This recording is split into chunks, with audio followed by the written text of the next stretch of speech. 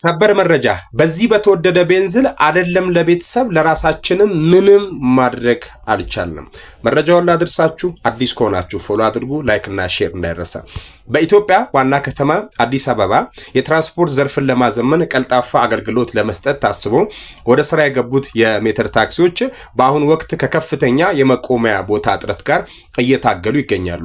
የፋስት መረጃ ዘገባ እንደዘገበው አገልግሎት ሰጪዎቹ መንግስት የሚጠበቅባቸውን ግብርና ልዩ ልዩ ክፍያዎች በአግባቡ ቢወጡም በምላሹ ግን በከተማው የንግድ ማዕከላትና ሰው በሚበዛባቸው አካባቢዎች በነፃነት ቆመው ተሳፋሪ የሚጠብቁበት ቦታ በማጣታቸው ለከፍተኛ እንግልት ተዳርጓል። የችግሩ ምንጭና መግለጫዎች የሜትር ታክሲዎቹ እንደ ታክሲ ሰማያዊና ነጭ በተወሰነ መስመር ብቻ የሚመላለሱ ሳይሆን ጥሪ በሚደረግላቸው ቦታዎች ሁሉ ተገኝተው አገልግሎት የሚሰጡ ናቸው።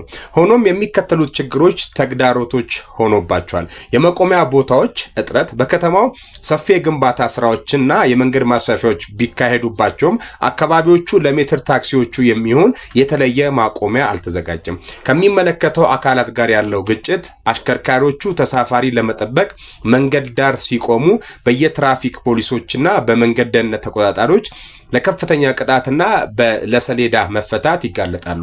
ከሆቴሎችና የንግድ ማዕከላት ጋር ያለው አለመግባባት፣ ትላልቅ ሆቴሎች የገበያ አዳራሾች ለራሳቸው ደንበኞች ብቻ ቦታውን ስለሚይዙ የሜትር ታክሲዎች በእነዚህ ቦታዎች አካባቢ መጠጋት እንኳን እንደማይችሉ ይገልጻሉ። የአሽከርካሪዎች ብሶት፣ ብዙዎች አሽከርካሪዎች እንደሚገልጹት ስራው አትራፊ የሚሆነው ሰው ባለበት አካባቢ ቆሞ በመጠበቅ እንጂ ዝም ብሎ ከተማውን በመሽከርከር አይደለም። ነዳጅ እየተወደደ ባለበት ሁኔታ ደንበኛ ፍለጋ ከተማውን መዞር ኪሳራ ነው ይላሉ ዘጋቢዎቹ። ያነጋገራቸው ስማቸውን መጥቀስ ያልፈለጉት አንድ አሽከርካሪ እንደሚከተለውም እንዲህ ሲል ተናግሯል። እኛ የንግድ ፍቃድ አውጥተናል፣ ግብርም እየከፈልን የምንሰራንም፣ ነገር ግን ቆመን ተሳፋሪ የምንጠብቅበት ቦታ ስለሌለ በየደቂቃው ከትራፊክ ፖሊሶች ጋር እንጋጫለን። ማቆሚያ ማጣት ማለት ለኛ ስራ ማጣት ማለት ነው። የኢኮኖሚና የማህበራዊ ተጽዕኖ፣ ይህ ችግር በአሽከርካሪዎች ላይ ብቻ ሳይሆን በከተማው ኢኮኖሚ ላይ ተጽዕኖ አለው። የአገልግሎት ጥራት ማውረድ፣ ታክሲዎች ራቅ ያሉ ቦታዎች ላይ ለመቆም በመገደዳቸው ደንበኞች ጥሪ ሲያደርጉ ታክሲው እስከሚመጣ ረጅም ጊዜ እንዲጠብቁ ያደርጋቸዋል። ይህም ደንበኛን ያሰላቸው።